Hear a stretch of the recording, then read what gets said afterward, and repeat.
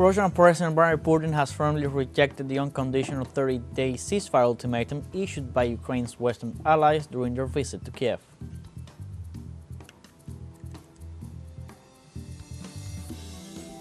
The governments of Iran and the United States held on Sunday in the city of Muscat in Oman the fourth round of talks on the Iranian nuclear plan.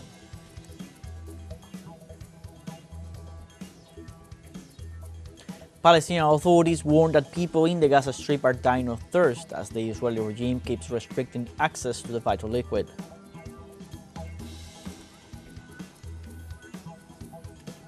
Hello, welcome to From the South. I'm Luis Alberto Matos from the teleSUR studios in Havana, Cuba. We begin with the news. Stay with us.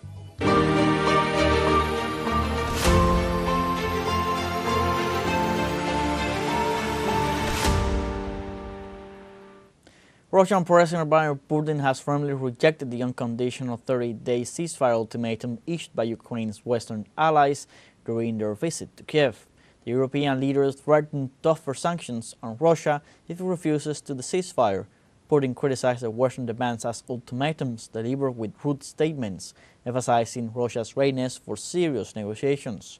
Kremlin spokesman Dmitry Peskov reiterated that Russia would consider ceasefire proposals only if Western military support to Ukraine ceases. This reflects Moscow's long-held position that peace must be negotiated without preconditions and that Western sanctions and arms deliveries complicate prospects for a genuine ceasefire. And in this sense, Russian President has proposed resuming direct peace talks with Ukraine on May 15th in Istanbul. Putin stressed that it was Kiev that halted the 2022 talks and extended the invitation to Ukraine to restart discussions aimed at eliminating the root causes of the conflict and achieving a long-standing stable peace. In this context, Kremlin spokesperson Dmitry Peskov said that Russia is resistant to external pressure and that while Putin supports the idea of a ceasefire in principle, the recent Western proposal contains many unresolved questions.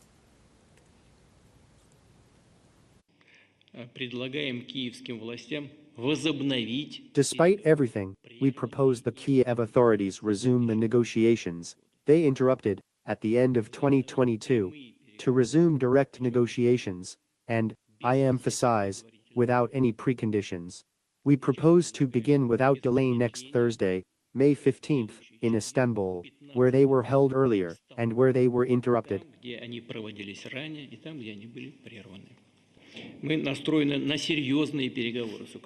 We are committed to serious negotiations with Ukraine. Their purpose is to eliminate the root causes of the conflict, to establish a long-term, lasting peace for the historical perspective. We do not rule out that during these negotiations it will be possible to agree on some new truces, a new ceasefire.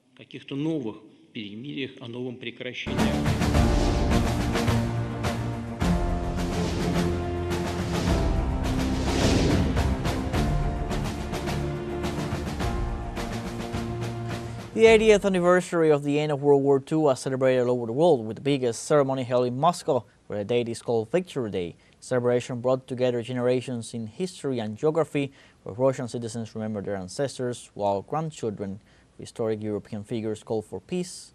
Details from our special envoy Yunus Soner from Moscow. The Soviet Union lost 27 million citizens in the Great Patriotic War against Nazi Germany, and the fallen were present both on picture and in hearts on Moscow streets on May 9. Today, for the 80th anniversary of the victory, for me, it is a great pride to be here, because all my great-grandfathers participated in the Great Patriotic War.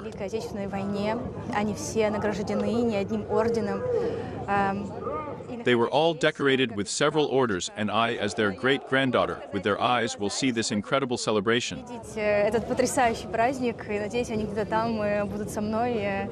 Russian citizens remembering their grandfathers were joined by others. Charles de Gaulle was the French general who led his country's fight against Germany in World War II, becoming the first head of provisional government in France after liberation from fascism. It's important for me to be here as a grandson of Charles de Gaulle to celebrate the end of the Second World War and the 80th birthday. Also to remember and tell that Russia paid the heaviest tribute for the freedom of the world against the Nazis. Already a legend during the war, his grandfather became president later again, standing for a French policy independent from the US during the Cold War. I'm also here to celebrate the Franco-Russian friendship. It was one of the pillars of the policy of my grandfather. It's important if you want to make peace. Another European guest in the celebrations was Alexander von Bismarck. He is the grandnephew of Otto von Bismarck, who, as chancellor in late 19th century, united Germany. Aus deutscher Sicht, weil ich hier in From a German perspective, this is the first time I witnessed May 9 here in Moscow, and that was very moving and emotional. Deutschland ist, war für mich sehr bewegend und emotional. Und ich glaube, wir können. I think we can provide the younger generation some insight because we don't learn in school what that all means. This wasn't only the victory over the Nazis, it was also the victory for peace.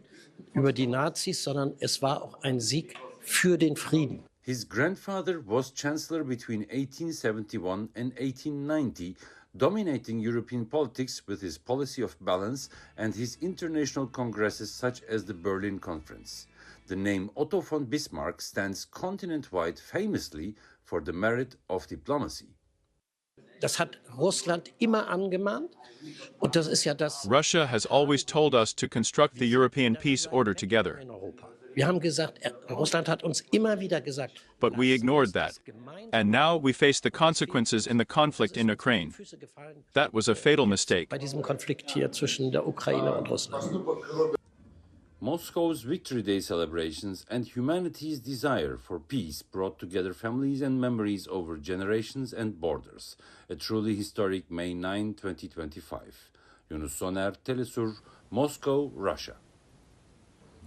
We now have a first break coming up. Remember, you can join us on TikTok at teleSUR English, where you'll find news in different formats, news updates, and much more. We're going to be right back. Stay with us.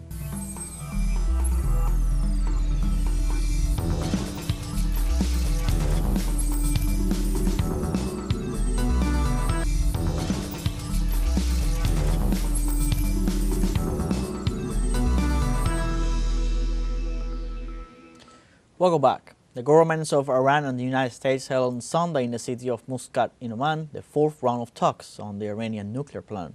Under Oman's mediation, the latest U.S.-Iran talks have proceeded without a clear solution to the conflict, as Iran assures that it will not give up its nuclear rights, while Washington has reiterated that Iran cannot have nuclear weapons, so its enrichment facilities must be dismantled. The latest gathering, headed by White House Special Envoy for the Middle East, Stephen Witkoff, and Iranian Foreign Minister Abbas Araghchi, was addressed by the Iranian Foreign Ministry spokesman as difficult but useful to better understand each other's positions and to find reasonable and realistic ways to address differences.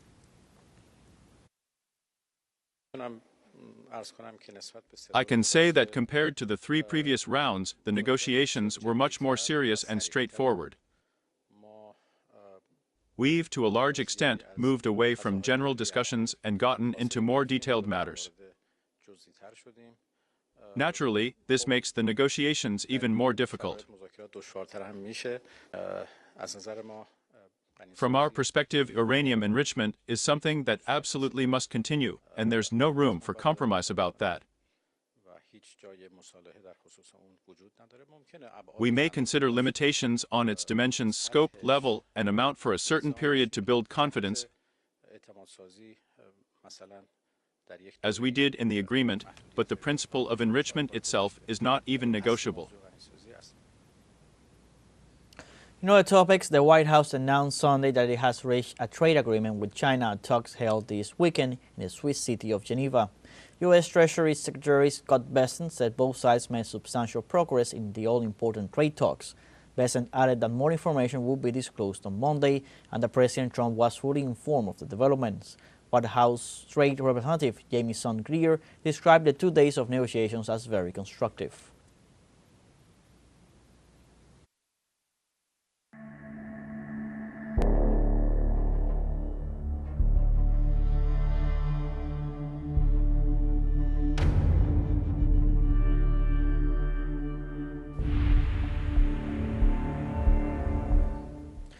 Palestinian authorities warn that people in the Gaza Strip are dying of thirst as the Israeli regime keeps restricting access to the vital liquid.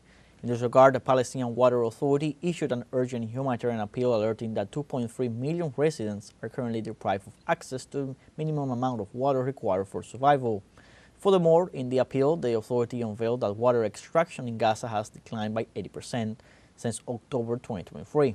While water consumption has dropped to 3 to 5 liters per person per day, far below the emergency minimum of 15 liters established by the World Health Organization. In this context, the body accused Israel of committing a systematic war crime by using thirst and starvation as tools of genocide.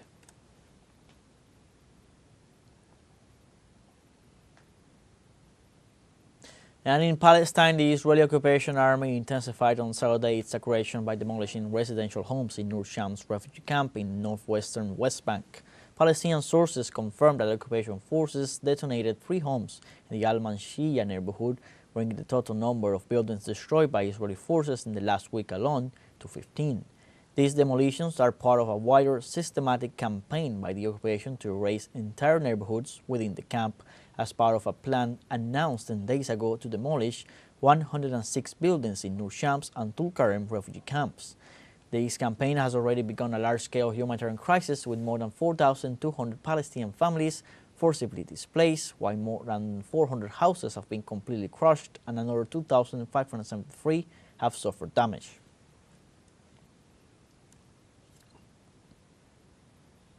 And now we have our second short break coming up before we invite you to visit our Facebook page at teleSUR English. There you'll be able to watch our top stories, special live coverage, and much more. Follow our page and activate the notification button to stay up to date on the world's most recent events. Final break, we'll be right back with more.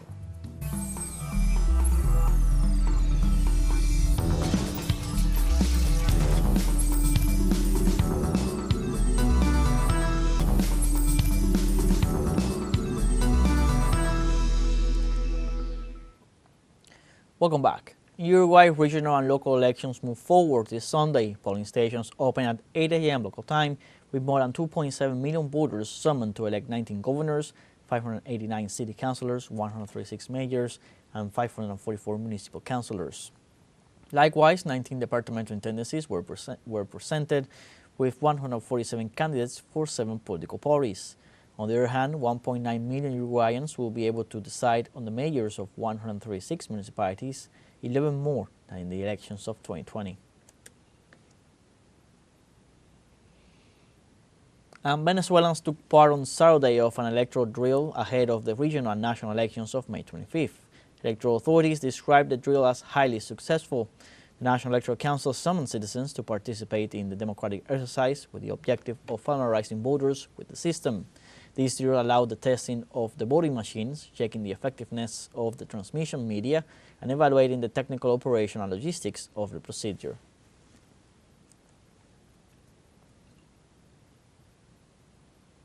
Meanwhile, in Ecuador, in the midst of a political crisis due to accusations of electoral fraud against President Daniel Noboa, the National Electoral Council sworn in several assembly members elected to the Andean Parliament.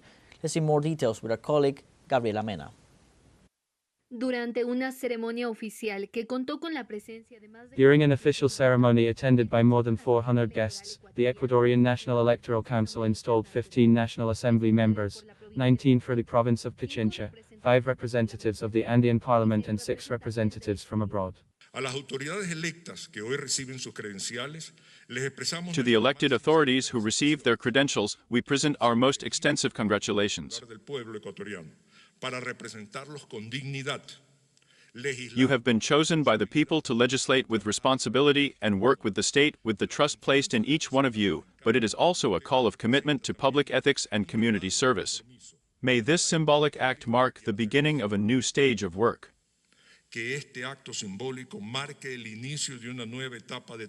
Los asambleístas electos por la Revolución Ciudadana. The assemblymen elected by the Citizens' Revolution made statements on who they will nominate from their party for the presidency of the assembly. They affirmed that the Citizens' Revolution has the capacity to preside over the parliament. In the National Assembly, she has fulfilled the expectations. I believe that Assemblywoman Viviana Velos is a great option, at least from the Citizens' Revolution. We hope that on the 14th we will have the votes that will decide if it is on the side of the government or if it is on the side of the people and the citizens to have an assembly with a president who can respond.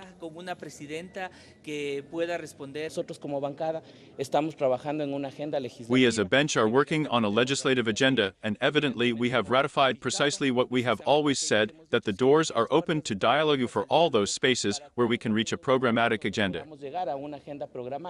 Además, anunciaron que no están cerrados al diálogo. They also announced that they are not closed to dialogue with other benches, but as long as it is to strengthen the country and not the elites. Among the points they will promote in the assembly will be the promotion of human rights projects, strengthening of employment and entrepreneurship, as well as security, but they rejected the incorporation of foreign personnel in this area. Personal extranjero en esta materia. We must of course generate all the guarantees to strengthen security beyond the fact that my criteria, and that of many assembly members, is an issue that corresponds more to the executive, which is the one in charge of executing, as its name says, and of course to be absolutely vigilant of all the processes that are being carried out. Let us remember that the function of the assembly members is to legislate, but also to supervise.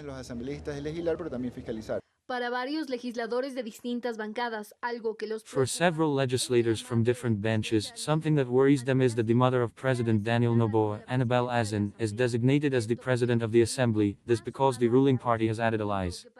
Point that for several analysts would limit fiscal control. Then his mother going to the presidency, of course, in a monarch political organization, that's fine, but not in the republic. And of course, the first thing people say is, how is a mother going to oversee her son? I could say they are two different people, but no, they are family. Mientras tanto, lo que por ahora es un hecho es que la asamblea. Meanwhile, what is a fact for now is that the elected assembly for the period 2025-2029 is ready to begin its functions after taking office this Wednesday, May 14. During this first session of the parliament, which will begin at 10 o'clock in the morning as determined by the legislative law, and 151 assembly members will participate, more than 77 votes are required to appoint the president and vice president of the assembly. Gabriela Mena, teleSUR Ecuador. In our news, voting ended in Albania's parliamentary election this Sunday. The campaign was dominated by the country's efforts to join the European Union. Polls closed at 7 p.m. local time, and vote counting is expected to conclude within 48 hours. Because of mass immigration, the country of 2.8 million people has about 3.7 million eligible voters. For the first time, those in the diaspora could vote, casting their ballots by mail. Voters were electing 140 lawmakers to 4-year terms, choosing from 2,046 candidates representing 11 political groupings. Preliminary turnout at 6 p.m. local time was 41.37%, 5% higher than it was in 2021.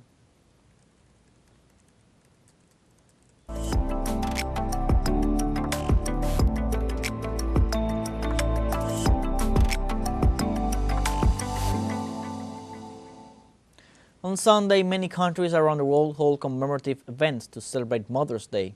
On this day, relatives dedicated the day to their mothers to honor them and to thank them for the acts of love and care for their families.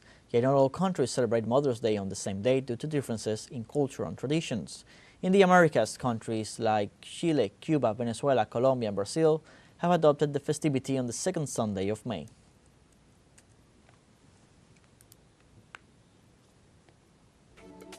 In the context of Mother's Day, through his Telegram account, Cuban President Miguel Díaz-Canel wished a happy day to all Cuban mothers, masters of everyday life, who create and sustain life with the passion and beauty of artists.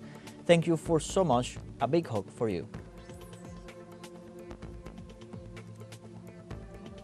Also, the president of Venezuela, Nicolás Maduro, through a message on his Telegram account, said the following: Mother's Day is a day of memories, feelings, gratitude, emotions, and family reunion.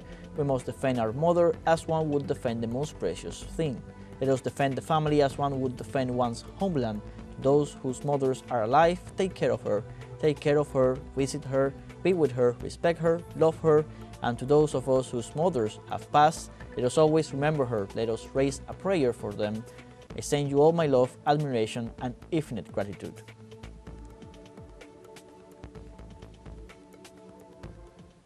For her part, Mexican President Claudia Sheinbaum praised the work of Mexican mothers and sent a commemorative message on this day. On this Mother's Day, I want to send a very affectionate and heartfelt greeting message and a very strong hug to all Mexican mothers, to tell them that we love them, that we value the work they do every day, and to the family that we must take care of our mothers. Mothers not only take care of us, we must also take care of our mothers. We must support them. House chores are not only a woman's responsibility, it concerns every member of the family.